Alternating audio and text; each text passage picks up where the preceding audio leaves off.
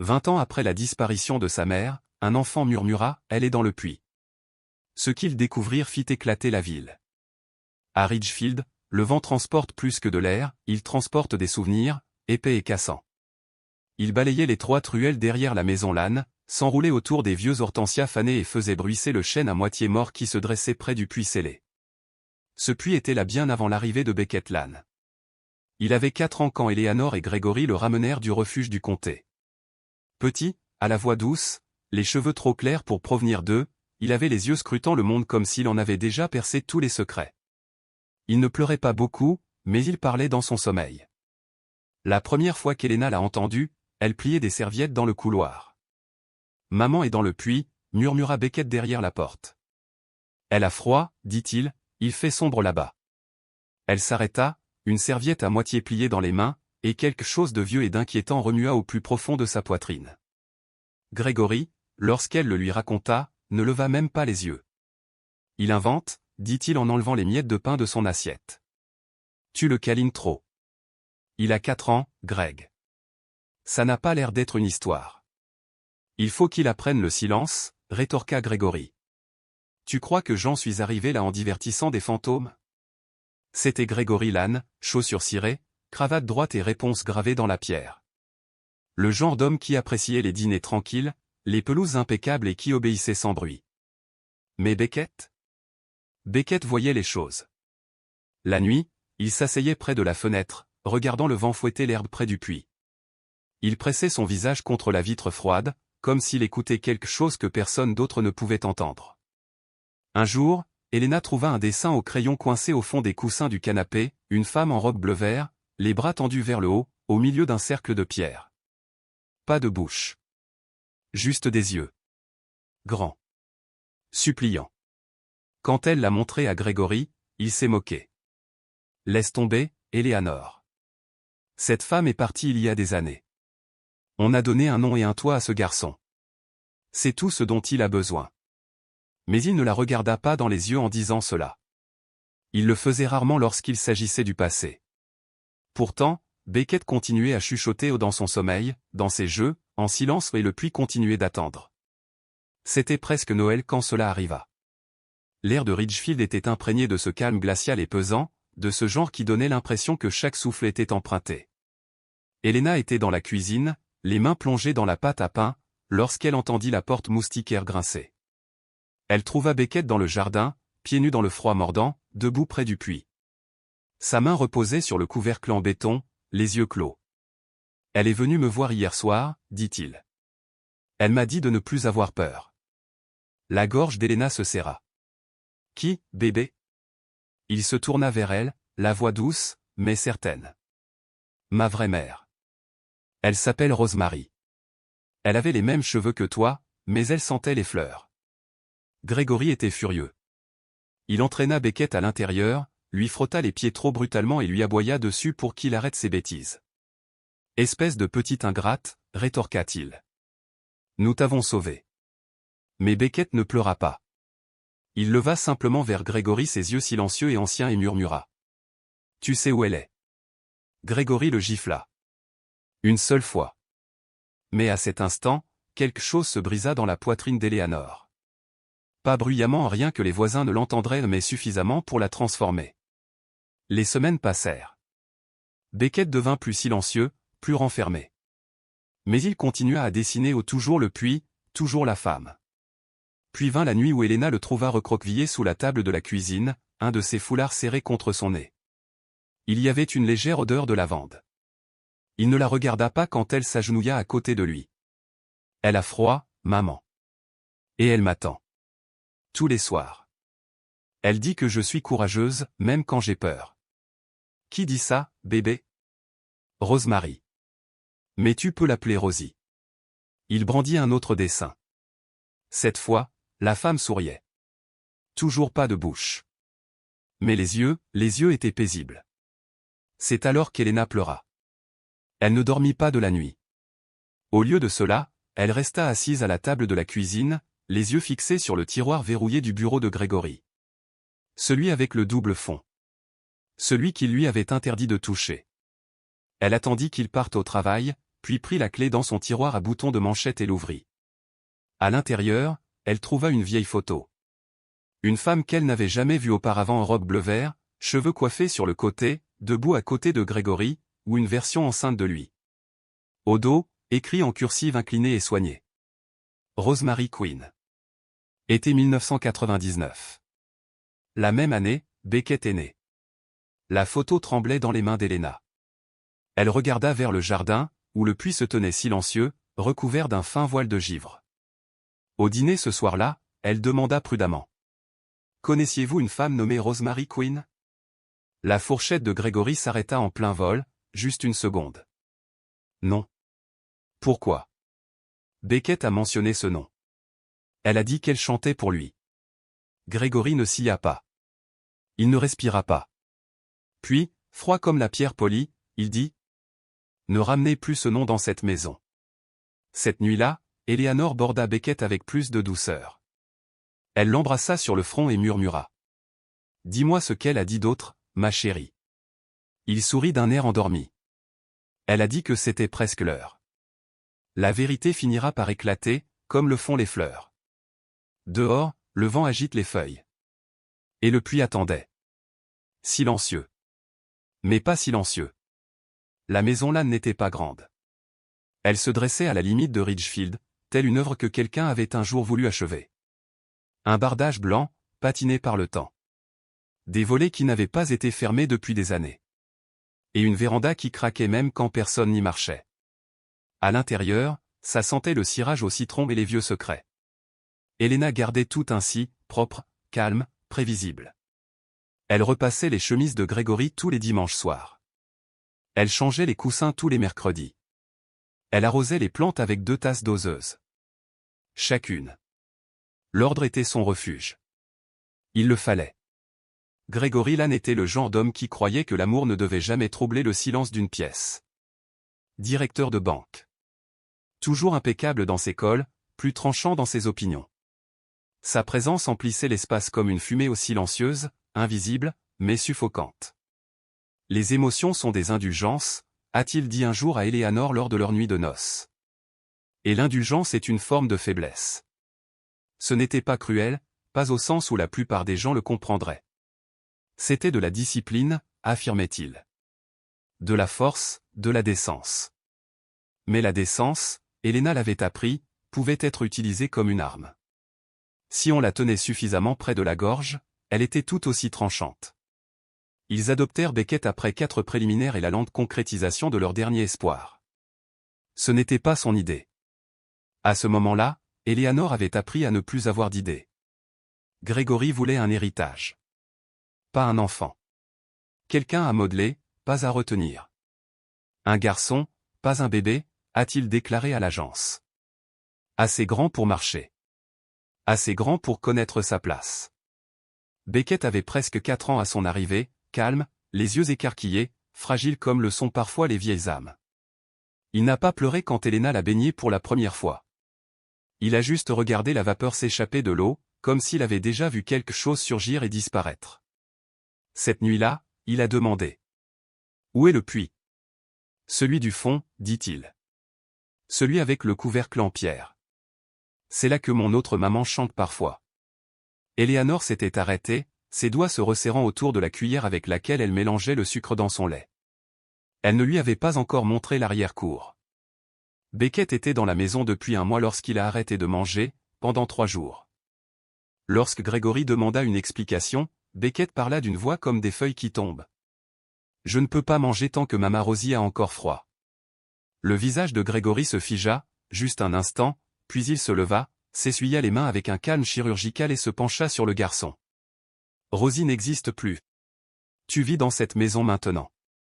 Tu ne nous embarrasseras pas avec tes bêtises. » Mais, elle ne voulait pas partir, murmura Beckett. Tu l'as poussée. Je l'ai vue dans l'eau. Helena n'oublia jamais le bruit de la main de Gregory frappant la table, non pas parce qu'il était fort, mais parce qu'il était pratiqué, délibéré, comme quelque chose qui s'était déjà produit auparavant. Ce soir-là, elle était assise seule dans la buanderie, les yeux rivés sur une machine à laver blanche qu'elle avait oublié de lancer. Ses doigts tremblaient contre le bouton.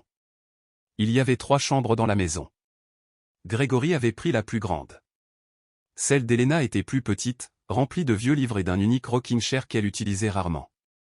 La chambre de Beckett était au bout du couloir, la porte toujours légèrement entr'ouverte.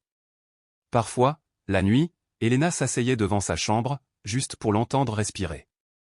Elle fredonnait, disait un jour Beckett, les yeux mi-clos, la voix lointaine. Une mélodie douce. On aurait dit le vent dans les hautes herbes. Elle te manque, avait demandé Elena. Il hocha la tête. Puis, avec une clarté douce que la plupart des adultes n'atteignent jamais, il ajouta, s'ennuyer de quelqu'un ne signifie pas détester la personne qui est arrivée après. À Ridgefield, on ne posait pas de questions à moins de connaître déjà les réponses. Elena l'avait appris aussi. Mais les rumeurs se propageaient comme le lierre, silencieuses, tenaces, lentes à mourir. Ils ont dit que Grégory avait eu une secrétaire qui avait disparu. Ils ont dit qu'elle était enceinte. Ils ont dit qu'elle avait des ennuis. Grégory appelait ça des ragots, mais il avait brûlé les vieux albums photos de famille. Et un jour, lorsqu'Elena lui demanda où se trouvait un médaillon en laiton usé dans son tiroir, il répondit catégoriquement, il appartient à quelqu'un qui ne savait pas s'arrêter. Elena n'a plus demandé. Le jardin était devenu sauvage autour du puits scellé. Elena s'en occupait, mais Grégory lui avait dit de le laisser faire. Rien de bon ne pousse près des tombes, a-t-il dit. C'était la chose la plus proche qu'il ait jamais faite d'avouer quoi que ce soit. Beckett souriait rarement, mais il a ri une fois, lorsqu'un rouge-gorge s'est posé sur la fenêtre de la cuisine, juste assez longtemps pour picorer la vitre. Elle nourrissait les oiseaux, murmura-t-il. Elle disait que leurs ailes transportaient les prières plus vite. Elena se mordit l'intérieur de la joue jusqu'à ce qu'elle saigne. Le dimanche après-midi, ils s'asseyaient tous les trois dans le salon, Grégory lisait son journal, Elena crochetait quelque chose qu'elle ne finirait jamais, Beckett dessinait. Toujours la même chose. Un cercle de pierre. Une femme en dessous, les bras levés, non pas par peur, mais par espoir. Un jour, il colora le ciel au-dessus d'elle d'un bleu pâle, un soleil perçant le gris. Elle dit qu'elle est presque libre, murmura-t-il. Et pour la première fois depuis des années, Elena a laissé tomber une maille et l'a laissé tomber. Beckett a commencé à dessiner des femmes sans bouche. Au début, Elena pensa que c'était une phase. Les enfants avaient une imagination étrange. Mais les silhouettes réapparaissaient sans cesse, toujours les mêmes. Une femme en robe bleu-vert, debout sous la pluie, ou tendant la main vers le haut, sous quelque chose de rond et de sombre. Il ne l'a pas nommée, mais il a toujours ombré l'arrière-plan en gris. Un matin, alors qu'elle pliait son linge, Elena trouva un dessin froissé sous son lit. C'était différent. La même femme, mais cette fois, les yeux fermés. Autour de son cou, un collier, un minuscule médaillon en forme de cœur, dessiné avec le soin que seul le souvenir peut procurer. Elena resta assise sur son lit un long moment, le dessin sur ses genoux, les mains immobiles. La lumière traversant les stores ruisselait sur le sol en douces rayures. Et pendant un bref instant, elle eut l'impression que la maison avait cessé de respirer. À l'école, les professeurs de Beckett envoyaient des notes à la maison. Ils ne parlaient pas en classe. Ils ne déjeunaient pas sans avoir une serviette pliée comme il faut, comme un torchon glissé sous de la porcelaine fine. C'est un enfant délicat, a écrit un enseignant. Il perçoit les choses de manière récurrente. Il répète les mots à voix basse. Parfois, il ressemble à des noms. Un jour, Elena est venue le chercher tôt et lui a demandé doucement, « Qui est Rosemary, mon cœur ?» Beckett ne répondit pas tout de suite. Il se contenta de regarder les arbres nus bordant le trottoir par la fenêtre de la voiture. Puis, d'une voix si basse qu'elle semblait emprunter, il murmura, « Elle me tenait les mains pendant qu'on dansait dans la cuisine. » Elle appelait ça la valse des papillons. Les mains d'Elena agrippèrent plus fort le volant. « Et qui est-elle maintenant ?» demanda-t-elle. Un secret qui ne veut plus être secret. Ce soir-là, elle n'a pas adressé la parole à Grégory pendant le dîner. Il l'a remarqué. Bien sûr qu'il l'a remarqué. Il remarque toujours tout. Le garçon a encore dessiné ces femmes absurdes, dit-il en raclant l'assiette avec sa fourchette. Tu devrais peut-être l'emmener chez quelqu'un. Le faire soigner avant qu'il ne commence à y croire lui-même. Peut-être qu'il le fait déjà, répondit-elle à voix basse. Tu commences à lui ressembler. Tu veux finir sous pilule, Elena, comme ta sœur ? Elle fixait son assiette, purée de pommes de terre refroidies, petits pois intacts. Son alliance lui semblait plus lourde que d'habitude. Plus tard dans la semaine, elle trouva Beckett devant la porte de derrière, en chaussettes, les yeux rivés sur le puits. Le vent tirait sur sa chemise. Ses doigts se courbaient et se dépliaient, comme pour lui rappeler comment tenir un objet précieux. Avant, elle me chantait des chansons, murmura-t-il. Mais maintenant, elle fredonne, comme si elle essayait de ne pas pleurer. Elena s'agenouilla à côté de lui. Pourquoi pleurait-elle, chérie? Il la regarda, non pas comme un enfant regarde sa mère, mais comme quelqu'un qui attend d'être cru. Parce que quelqu'un a fermé le couvercle avant qu'elle ait fini de lui dire au revoir. Grégory avait lui-même verrouillé le couvercle de ce puits des années auparavant. Il avait dit qu'il était dangereux. Instable. Elena se souvenait du ciment séchant au soleil. L'acuité de son regard lorsqu'elle lui avait demandé ce qu'il avait fait du vieux seau et de la corde. Enterré, dit-il sèchement. Là même où on enterre les questions stupides. Beckett commença à se réveiller au milieu de la nuit. Elena le trouvait recroquevillé au pied de la porte de sa chambre, ou assis en silence dans le couloir, les yeux trop éveillés pour l'heure. Elle m'appelle, dit-il un soir. Sa voix était sèche de sommeil, mais sans parole. C'est comme lorsque l'air se déplace avant une tempête. À la bibliothèque, Elena commença à consulter les archives de la ville, discrètement et attentivement. Grégory l'ignorait. Elle utilisa son nom de jeune fille pour les consulter. Un dossier a attiré son attention. Rosemary Quinn, ancienne résidente de Ridgefield. Employée de maison. 27 ans. Vue pour la dernière fois en mai 1999. Beckett était né le même été et Grégory avait pris une retraite professionnelle soudaine de 2 semaines en juin de la même année. Le dossier indiquait qu'elle avait quitté la ville. Mais personne ne l'avait vue partir. Pas d'adresse de réexpédition. Pas d'activité bancaire. Simplement partie, comme la poussière enlevée d'une étagère. Au dîner, Grégory lui demanda où elle était allée cet après-midi-là. Son ton était doux, presque poli. « Tu portes du rouge à lèvres », remarqua-t-il. C'est drôle de recommencer à prendre soin de son visage. Elena le regarda droit dans les yeux. Quelque chose dans sa colonne vertébrale s'était figé. J'étais à la bibliothèque. Pourquoi? À la recherche d'un fantôme. Un temps de silence. Puis sa fourchette tomba bruyamment sur l'assiette. Nous n'accueillons pas de fantômes dans cette maison. Non, dit-elle. On les épouse. Cette nuit-là, elle s'assit près du lit de Beckett, longtemps après qu'il se fût endormi. Sa respiration était régulière, mais ses doigts tremblaient de temps à autre, comme s'il parcourait des rêves. Elle ramassa le dessin sur sa table de nuit. La femme encore, mais cette fois, quelque chose de nouveau. Une fissure dans le cercle de pierre au-dessus d'elle. Et juste au-delà, un oiseau solitaire en vol. Elle le fixa jusqu'à ce que sa vue se brouille. Puis elle murmura, moi aussi, je l'ai entendu. Et quelque part dehors, le vent a encore changé de direction, juste légèrement, comme s'il attendait d'être invité à entrer. La bibliothèque de Ridgefield était le genre d'endroit où le temps semblait s'arrêter, par respect. La poussière se déposait doucement sur les rebords des fenêtres, et la lumière qui filtrait à travers les hautes fenêtres avait la douce teinte ambrée du vieux parchemin et des jours meilleurs. Beckett aimait bien cet endroit. Il venait tous les jeudis après-midi, juste après l'école. Il se glissait entre les rangées de livres comme une ombre qui ne voulait pas se faire remarquer. Il n'a jamais rien vérifié. Il n'en avait pas besoin. Il se souvenait de tout ce qu'il lisait.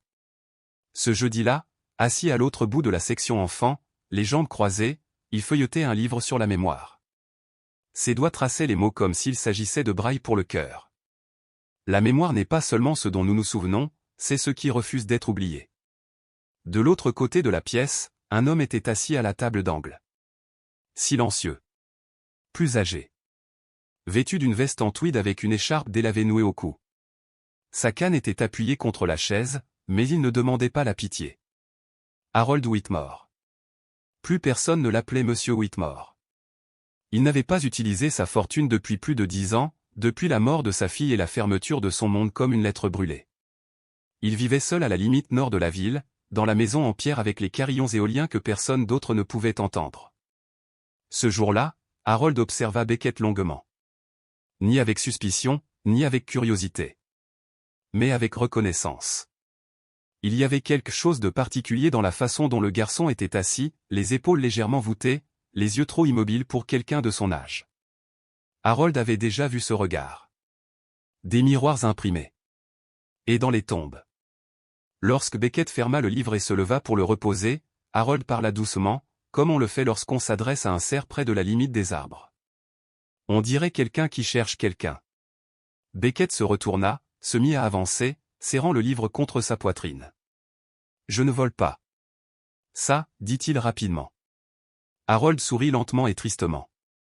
Je sais que tu te souviens de quelque chose que personne ne t'a dit. Beckett cligna des yeux et, pour la première fois depuis longtemps, il ne répondit pas par le silence. Elle fredonne la nuit dans mes rêves, et parfois dans le vent. Une pause. Ta mère. Puis un hochement de tête. Elle porte du vert et sent les fleurs. Je crois que c'est de la lavande. Mais personne ne me croit. Harold ne répondit pas. Il prit simplement le livre que Beckett tenait et l'ouvrit à la page que le garçon avait marquée du pli de sa paume. La vérité peut s'enfouir dans le silence, mais elle laisse toujours derrière elle une chanson. Il ferma doucement le livre. Reviens demain, dit Harold. À la même heure. Je serai là. Ils se rencontrèrent encore et encore. Les jeudis devinrent des lundis. La bibliothèque devint leur église, les mots leur prière. Harold n'en demandait jamais trop. Il laissait Beckett offrir ce qu'il pouvait, quand il le pouvait. Ils ont parlé de livres, de musique, d'oiseaux et de rêves, et de la façon dont les arbres semblent chuchoter si l'on reste assis assez longtemps. Et puis, un après-midi gris, alors que les premiers flocons de février tombaient dehors, Beckett murmura. « Croyez-vous que certaines personnes meurent mais ne disparaissent pas ?» Harold prit une inspiration, si lente que cela lui fit mal. « Oui, dit-il.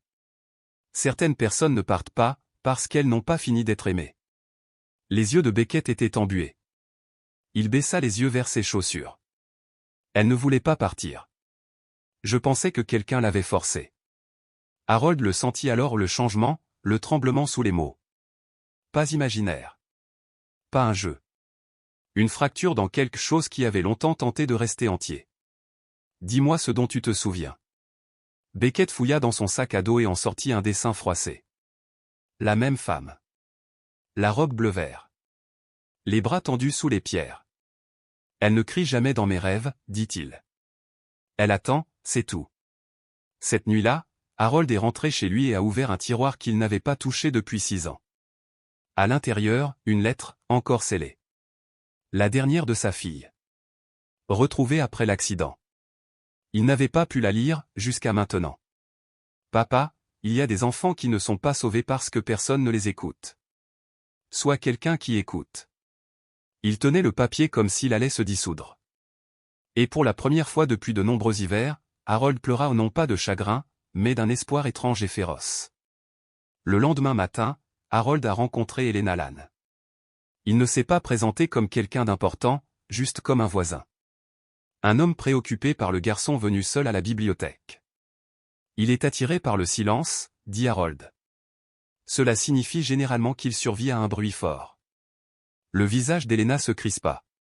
Il raconte des histoires qui n'ont aucun sens.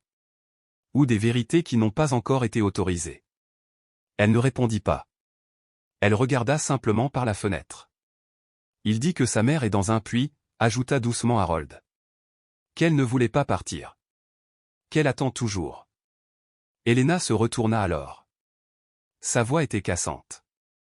Ce puits est scellé. Et cette histoire, quelle qu'elle soit, devrait rester enterrée. Harold hocha la tête respectueusement. Et si ce n'était pas une histoire, demanda-t-il. Et si c'était une prière? Il n'y eut aucune réponse. Seul le bruit du vent contre la vitre. Mais dans la chambre de Beckett cette nuit-là, Elena trouva un nouveau dessin. La même femme. Mais cette fois, la lumière venait d'en haut. Et au dos, de la petite écriture soignée de Beckett, il me croit. La première fois qu'Harold s'est penché sur l'histoire de Gregory Lann, il ne s'attendait pas à grand-chose. Un nom pareil ne me disait rien. Il se résumait à des feuilles de calcul, directeur de banque, donateur civique, pratiquant. Un visage toujours aux marges des défilés de la ville, jamais sous les projecteurs. Le genre d'homme qui ne laissait aucune trace, non pas parce qu'il n'avait rien à cacher, mais parce qu'il savait exactement comment nettoyer. Mais Harold avait déjà connu des hommes comme lui. Ceux qui n'élevaient pas la voix, parce qu'ils n'en avaient jamais eu besoin. Ce qui troublait Harold, ce n'était pas ce qu'il trouvait, mais ce qu'il ne faisait pas. Il y avait des trous. Des fichiers manquants. Des fils tendus que personne n'avait pris la peine de démêler. Alors il a tiré. Il a commencé avec les papiers d'adoption de Beckett. Cela aurait dû être simple, un dossier de compte clair et net, traité proprement comme tout autre placement d'État. Mais la date sur le document final avait été effacée subtilement. Juste assez pour être remarqué, si vous aviez été le genre d'homme à lire des contrats valant des millions. Harold n'était pas seulement un homme fortuné. Il avait été un homme de loi. Un avocat, avant que le chagrin ne le transforme en quelqu'un de plus doux. Aujourd'hui, cette compétence reprend vie, non pas pour un client, ni pour de l'argent, mais pour un garçon qui parlait en fantôme et coloriait ses souvenirs au crayon. Il a apporté les documents à quelqu'un en qui il avait confiance. Mason Reed, 35 ans. Intuitif. Honnête. Employé des archives publiques à la mairie de Ridgefield et neveu de Gregory Lane. Mason avait grandi sous la férule discrète de Gregory. Il se souvenait de la façon dont son oncle parlait d'une voix qui ressemblait à une porte verrouillée. Mais Mason n'était plus un enfant. Quand Harold lui tendit le dossier, il le lut avec un froncement de sourcils qui s'approfondissait à chaque page. Cet acte de naissance, il ne correspond pas au modèle standard de cette année-là, a déclaré Mason. Et la signature de l'assistante sociale, c'est le nom d'une personne qui a pris sa retraite en 1998. Beckett a été placé en 2000, répondit Harold. Et le document original de la reddition maternelle, gémit Mason. Disparu. Effacé. Plus tard dans la soirée, Mason était assis dans son bureau bien après les heures normales de bureau, éclairé uniquement par la faible lampe verte de son bureau. Il a tapé un nom auquel il n'avait pas pensé depuis près de 2 décennies, Romarin Quinn. La recherche n'a donné quasiment rien. Aucun dossier fiscal postérieur à 1999. Aucune mutation professionnelle. Aucun certificat de décès. Juste un dossier résidentiel la répertoriant comme assistante domestique vivante au domicile de Gregory et Elena Lane au début de 1999. Terminé en mai. Terminé, pas résigné. Mason expira. Le mot « glacé ». Le dossier n'avait pas été mis à jour. Il n'avait même pas été officiellement clôturé. Il venait juste de « s'arrêter ». Il imprima le disque et le plaça dans une chemise en papier craft. Sur l'onglet, il écrivit à l'encre noire, manquant, Rosemary Quinn. Puis il verrouilla le tiroir, sachant qu'il ne resterait pas fermé longtemps. Le lendemain matin, Harold attendait près de la porte arrière de la maison Lane. Elena est sortie vêtue de son manteau de jardinage, une truelle dans une main et le chapelet de sa défunte mère autour du poignet. Elle ne s'était pas parlé depuis leur dernière rencontre, mais quelque chose avait changé dans son regard. Ce n'était plus de la résistance. C'était du deuil. Pourquoi, elle n'en était pas encore sûre. Il sait des choses qu'il ne devrait pas savoir, murmura-t-elle. Des odeurs, des sons, son nom. Je ne lui ai jamais rien dit. Harold lui tendit le dossier. Elle. À l'intérieur, parmi les disques. Rose. Une braie. Ses genoux cédèrent légèrement. Elle. Cette nuit-là, elle n'a pas mangé. Le genre de mélodie qu'on aime. Un B. D. Les nouvelles. Donc. Elle. Grégoire. Mais soit. Elle. Ce garçon est à nous. Elle le voulait. Nous. Dans le noir. Au même endroit où elle se tenait des années plus tôt, lorsque Beckett était rentré à la maison pour la première fois. Mais cette fois, elle ne s'est pas pliée. Elle ouvrit le tiroir du bas de la vieille commode que Gregory gardait fermée à clé. Et là, sous des cravates et des boutons de manchette de rechange, se trouvait un petit médaillon en laiton. Elle l'a ouvert. À l'intérieur, une photo décolorée d'un nouveau-né, et un bout de ruban. Parfumé à la lavande, même si l'odeur avait presque disparu. Elle l'a posé sur l'oreiller de Beckett cette nuit-là. Sans explication. Sans question. Juste le médaillon, et sa présence à ses côtés pendant qu'il dormait. Le matin, il n'a pas demandé d'où cela venait. Il l'a juste tenu dans sa paume et a dit, elle portait ça quand elle m'abordait. Elena s'assit sur le bord de son lit, repoussant les cheveux de son front. Je suis désolé de ne pas t'avoir cru plus tôt. Beckett leva les yeux, solennel mais doux. Ce n'est pas grave. Certaines personnes doivent oublier avant de pouvoir se souvenir. Dehors, le gel avait commencé à se lever. Le puits était tranquille dans l'arrière-cour, entouré des premiers signes de dégel. Aucun bruit n'en sortait.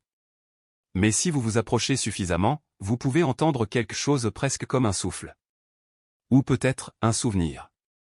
Elle n'était pas censée devenir difficile. Harold s'avança. Elle portait votre enfant. Gregory regarda Beckett, sa lèvre se contractant légèrement.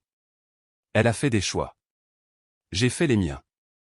Vous avez fait une tombe, dit Beckett, les yeux au même niveau, et vous avez appelé à l'ordre. La mâchoire de Gregory se serra. J'ai fait la paix. Vous refusez de la laisser en paix. Il a plu cette nuit-là, pas beaucoup, juste assez pour ramollir le sol, pour baptiser la vérité à mesure qu'elle montait. Helena était assise à la table de la cuisine, le médaillon posé sur le bois entre ses mains. En face d'elle, Beckett regardait par la fenêtre. « Tu te souviens d'elle » demanda-t-elle. Beckett hocha la tête. « Pas avec mon esprit, avec mes os. » Elle fredonnait quand elle me berçait. C'est le même rythme que celui des arbres, quand le vent se lève lentement. Elle était gentille, dit Helena, les larmes aux yeux. Je l'ai vue une fois, te faire tournoyer dans le salon, quand Gregory n'était pas là. J'aurais dû voir. Tu l'as fait, dit-il doucement. Mais pas assez tôt. Elle tendit la main vers lui et cette fois, il la laissa la prendre. 2 jours plus tard, le coroner a publié le rapport final. Cause du décès, traumatisme contondant à l'arrière du crâne. Heure estimée du décès, fin mai 1999. L'enfant qu'elle portait n'était pas encore né. L'ADN confirme que les restes sont ceux de Rosemary Quinn. Et Beckett, comme son fils. Lors de la cérémonie commémorative, il n'y a eu aucun discours. Juste du vent, de la lavande et du silence. Ils l'ont enterré correctement cette fois-ci. Avec un nom. Avec son médaillon. Et avec la photo au séché maintenant, encadrée sous verre. Placée délicatement dans le cercueil par Beckett lui-même. Elle a attendu 20 ans, dit-il doucement, debout au bord de la tombe. Et je suis désolé d'avoir mis autant de temps à revenir la chercher. Helena a placé un seul brin de romarin sur le dessus du cercueil. Elle méritait mieux. Elle l'aura maintenant, a déclaré Beckett. Je m'en assurais. La ville n'a pas beaucoup parlé après cela. Ridgefield avait toujours été meilleur pour oublier que pour pardonner. Mais quelqu'un a laissé une petite carte sur la tombe, des semaines plus tard. Écrit à la main en écriture soignée. Je me souviens de son rire à la boulangerie. J'aurais aimé dire quelque chose quand elle a arrêté de venir. Un voisin. À la maison, Beckett était assis seul près du puits, maintenant rempli de terre fraîche et entouré de pierres blanches. Harold le rejoignit, lent mais régulier. La vérité fait mal, a-t-il dit. Mais le silence blesse plus profondément. Beckett hocha la tête. Elle n'a jamais élevé la voix. Mais son silence, il n'arrêtait pas de m'appeler. Harold sourit, les yeux embués. Elle a élevé un fils qui l'écoutait. Cette nuit-là, Helena alluma une bougie à la fenêtre de la cuisine. Non pas parce que quelqu'un avait besoin de lumière. Mais parce que quelqu'un a été un jour laissé dans l'ignorance. Le palais de justice de Ridgefield n'était pas grandiose. Ce n'était pas nécessaire. C'était un bâtiment en briques blanches avec une cloche qui n'avait pas sonné depuis 1982. Des fenêtres qui tremblaient lorsque le vent tournait juste comme il fallait. Et des bancs semblables à des bancs, usés par des années d'observation silencieuse. Mais le jour même l'État du Connecticut contre Gregory Lane a commencé. Chaque craquement et chaque souffle semblait aiguisé. Les gens sont arrivés tôt, vêtus de manteaux de laine et dans un silence prudent. La plupart ne sont pas venus pour voir la justice se dérouler. Mais ressentir juste une fois. Ce silence pourrait enfin répondre. Helena était assise au 2e rang, une écharpe douce autour du cou, les mains jointes sur ses genoux comme une prière. À côté d'elle, Harold Whitmore. De l'autre côté, Beckett, plus grand maintenant, plus âgé dans sa posture, mais tenant toujours le petit médaillon en laiton dans son poing. Gregory entra, flanqué de 2 avocats. Colonne vertébrale raide. Les yeux fixes. Il avait la même expression qu'il avait le matin après la disparition de Rosemary. Vide, mais répété. Comme si la décence était un masque que l'on pouvait coller sur son visage, à condition de rester immobile assez longtemps. Les accusations. Meurtre au deuxième degré. Obstruction à la justice. Falsification des documents publics. Et sous eux tous. Trahison. Il a plaidé non coupable. Bien sûr qu'il l'a fait. La procureure, une femme nommée Maureen Hale, à la voix ferme et au regard perçant, a commencé par la photo. Rosemary Quinn, 27 ans, radieuse, souriante dans une matinée de printemps, enceinte de 5 mois. De l'aide embauchée, oui. Mais pas moins humain.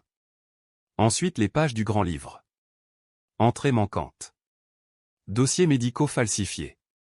Une lettre de démission tapée dans une police qui n'existait pas avant 3 ans après sa prétendue rédaction. Ce n'était pas une erreur administrative, dit Maureen en marchant lentement. C'était un effacement.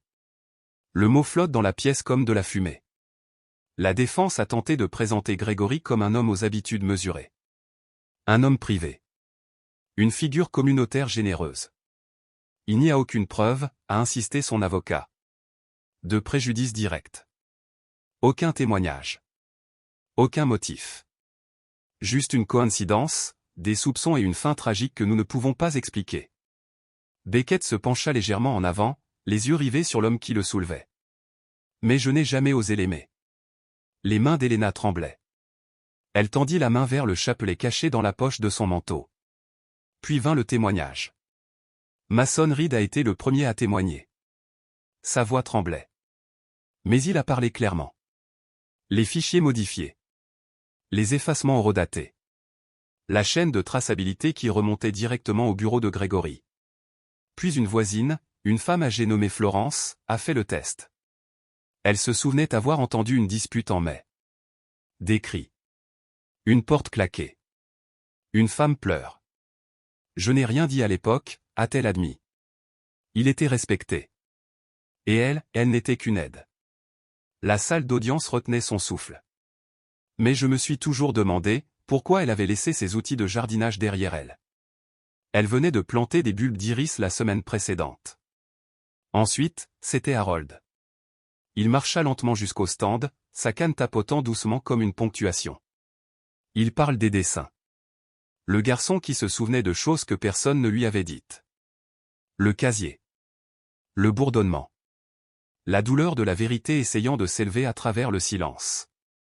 Je crois que les enfants savent des choses, dit Harold, la voix enrouée par l'émotion. Ils savent quand quelqu'un manque. Non pas parce que quelqu'un leur a dit. Mais parce qu'une partie de leur histoire n'est jamais arrivée. Et puis, enfin, Beckett. La salle d'audience est restée silencieuse. Même Gregory leva les yeux. Pour la première fois dans le procès. Ses yeux ne s'égaraient pas. Beckett se redressa. Pas provoquant. Pas cassé. Reste stable. J'avais 4 ans quand je suis venu vivre chez les Lannes, a-t-il commencé. Je ne me souviens pas de mon premier lit, ni de l'odeur de ma mère. Mais je me souviens de la musique. Une voix de femme me disant que j'étais courageuse. Je me souviens d'un cercle de pierres et de bras tendus. Je me souviens avoir su, au plus profond de mon estomac, que quelqu'un attendait. Cela fait très, très longtemps. Maureen hocha la tête. Et quand tu as vu les restes? Je n'avais pas besoin de preuves. J'avais juste besoin que quelqu'un arrête de faire comme si elle n'avait jamais existé. Puis il se tourna lentement pour regarder Gregory. Tu aurais pu dire la vérité. Tu aurais pu dire son nom, juste une fois. Mais tu l'as enterré. Et puis tu as essayé de m'enterrer. Un silence s'ensuivit. Le genre qui n'est pas vide. Mais rempli de chagrin.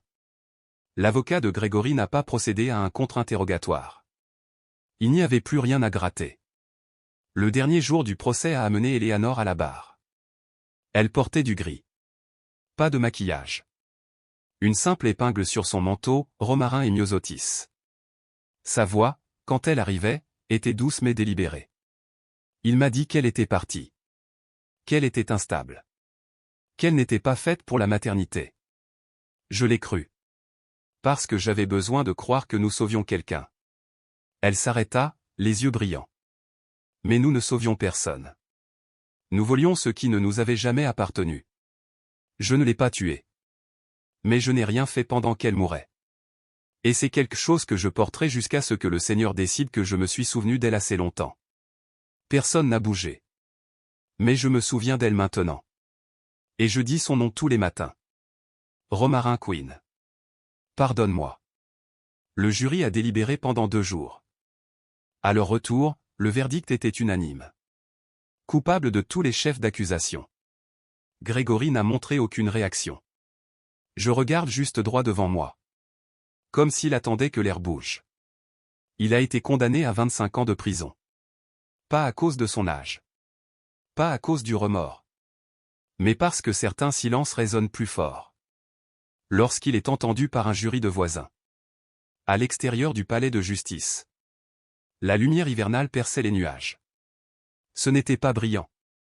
Mais c'était suffisant. Les journalistes ont demandé à Beckett de faire une déclaration. Il a simplement brandi le casier et a dit. Certaines justices prennent du temps. Certains amours ne partent jamais. Puis il descendit les marches, à côté d'Elena. Son bras se glissa doucement à travers lui. De retour à la maison. Il a trouvé une lettre qu'il attendait sur le porche. Aucun nom sur l'enveloppe. Juste une seule ligne sur la note à l'intérieur. Tu lui as rendu sa voix. Merci. Il n'avait pas besoin de savoir qui l'avait écrit. Certaines choses sont censées être anonymes. Pour que la vérité parle plus fort. Ce soir-là. Ils ont allumé 3 bougies sur le rebord de la fenêtre. Un pour Rosemary. Un pour l'enfant qu'elle n'a jamais pu élever. Et un pour la vie. Elle a finalement prononcé son nom à voix haute. Cette année-là, l'hiver quitta Ridgefield en douceur. Il n'a pas claqué la porte. Ou dispersé son givre en signe de défi. Il s'est retiré lentement. Comme quelqu'un qui aurait dépassé son temps de bienvenue. Et je l'ai finalement su. La neige fondait en doux soupirs. Révélant des parcelles d'herbe. Et de la craie pour trottoir. Dessins laissés par des enfants qui ne savaient pas encore ce que prend le temps. Beckett se tenait sur le porche arrière de la maison Lane. Sa maison maintenant, en tout sauf en acte. Observant le sol où se trouvait autrefois le puits. Il n'avait pas été rempli de béton. Mais la terre, un sol riche et propre. Apporté d'une pépinière située à 3 villes plus loin. Les vieilles pierres ont été laissées intactes. Ne pas couvrir. Mais pour faire le tour. Comme des mains. Comme la mémoire. Un buisson de romarin avait été planté au centre. Il n'avait rien voulu de trop grandiose. Juste quelque chose qui a grandi en silence. Quelque chose pour lequel il fallait se pencher pour sentir. Elle n'a jamais voulu de monument, avait-il dit à Elena. Juste quelqu'un pour dire son nom à voix haute, de temps en temps. Elle m'a pardonné. Il a demandé. Eleanor ne répondit pas tout de suite. Elle versa le thé et s'assit en face de lui. Ses doigts effleurèrent le bord de la table, comme une couturière rappelant un fil. Le pardon ne s'obtient pas par les mots, dit-elle finalement. Il se trouve dans ce que l'on fait après le silence. J'ai passé 20 ans à ignorer que j'avais une mère. Et maintenant, tu lui as donné 20 ans de plus que la plupart des femmes oubliées, murmura-t-elle. Tu lui as rendu son nom. Tu lui as rendu le vent. Beckett a ouvert un petit fond ce printemps-là. Ce n'était pas grand, mais c'était stable. Le fonds Rosemary est pour aider les femmes à échapper à des situations pour lesquelles elles n'avaient pas encore trouvé les mots. Pour aider les enfants à retrouver les personnes dont on leur avait appris à ne pas se souvenir. Harold a été le premier donateur. Eleanor a fait don de son alliance. Laissez-le faire du bien, maintenant qu'il sait enfin ce qu'est la vérité, dit-elle en le déposant dans la boîte en velours. Une lettre est arrivée en mai. Aucune adresse de retour. Juste une ligne tapée.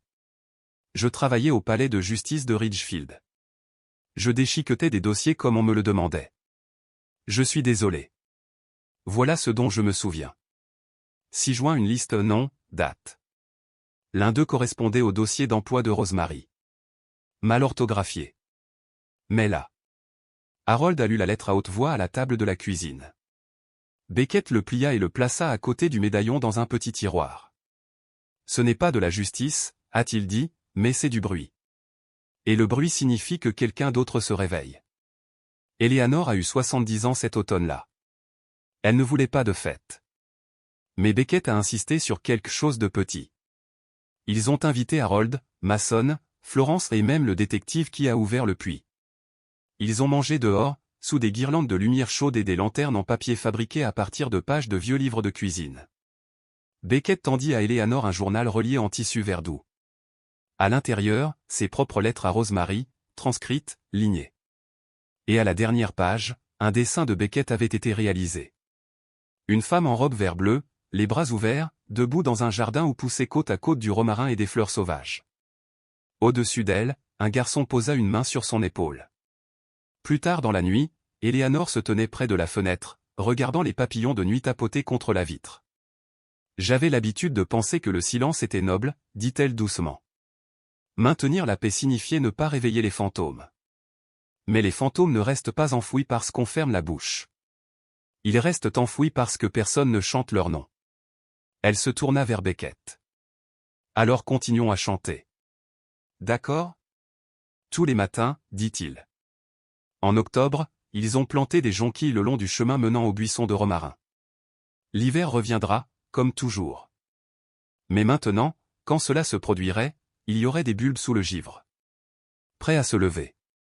Et quand il le ferait, il se lèverait avec son nom. Dans une ville comme Ridgefield, le changement ne se fait pas en fanfare. Il arrive tranquillement. Comme de la vapeur s'échappant d'une tasse de thé. Délicat, presque invisible, mais chaud au toucher. Elle ne prend pas racine dans les lois ou les déclarations. Mais dans les cœurs. Dans les choix. Dans le silence avant que quelqu'un dise enfin la vérité. Au printemps, le procès de Gregory Lane n'était plus diffusé à la télévision. Mais l'écho du nom de Rosemary Quinn avait commencé à se propager dans des endroits qu'il n'avait jamais atteints auparavant. À Ridgefield High, une élève de deuxième année nommée Tasha était assise au fond de sa classe d'anglais, dessinant des vignes dans les marges de son cahier. L'article de presse sur Rosemary avait été agrafé sur le panneau d'affichage de l'école, sous un dépliant sur l'histoire locale. La plupart des étudiants sont passés devant. Tasha s'arrêtait chaque matin pour le relire. Ce matin-là, elle n'est pas allée à la 3e période. Au lieu de cela, elle s'est dirigée vers le bureau du conseiller et s'est tenue dans l'embrasure de la porte, les poings serrés à l'intérieur de son sweat à capuche. Grace Holloway, la conseillère scolaire, leva les yeux et sourit. 59 ans. Veuf. À la voix douce. Le genre de femme qui se souvient des anniversaires et ne juge jamais les ongles cassés.